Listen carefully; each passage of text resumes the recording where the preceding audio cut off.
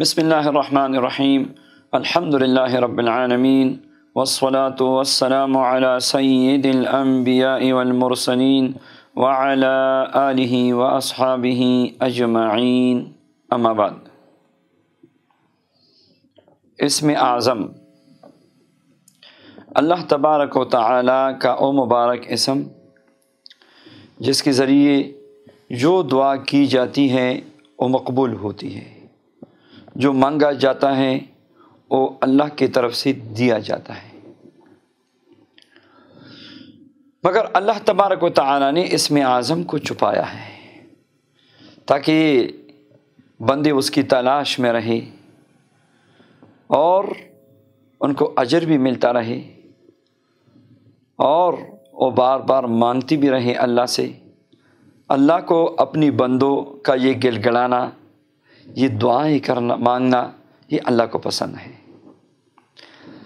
اپنے مشائخ کی ترتیب سے میں آج آپ کو سورہ اخلاص کا اسم اعظم، یعنی جو سورہ اخلاص میں چھپا ہوا خزانہ ہے اسم اعظم، وہ آپ کو دے رہا ہوں ایسی زبردست ترتیب کے ساتھ کہ انشاءاللہ یہ اسم اعظم، یہ آپ ایسا سمجھ لیں کہ کائنات کا پاس ورڈ ہے، خزانوں کا پاس ورڈ ہے، یہ ماسٹر کی ہے جس سے ہر تالا کھلتا ہے۔ غربت کا تالا ہو، بندش کا تالا ہو، پریشانیوں کا تالا ہو، جو آپ کی زندگی میں تالے آتے ہیں آپ کھلتے جائیں اس کے ساتھ، یہ ماسٹر کی ہے۔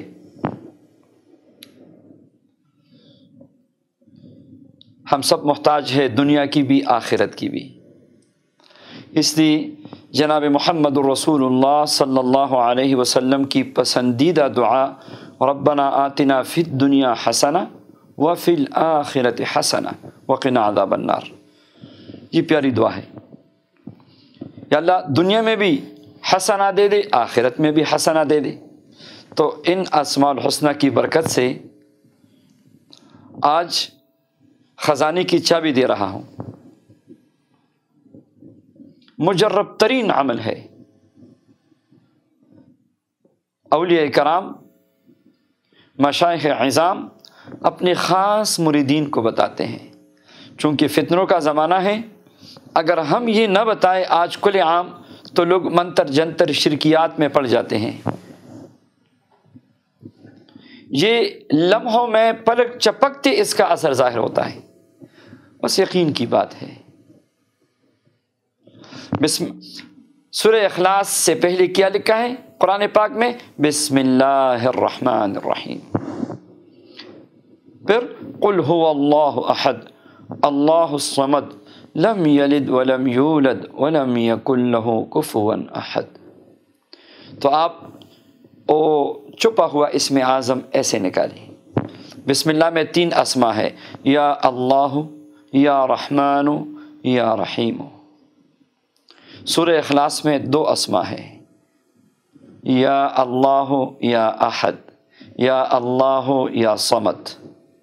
سبحان اللہ، بس اس کو پڑھ کے دعا کرے، یا اللہ، یا رحمان، یا رحیم، یا اللہ، یا احد، یا اللہ، یا صمد، یہ پڑھ کے دعا مانگے۔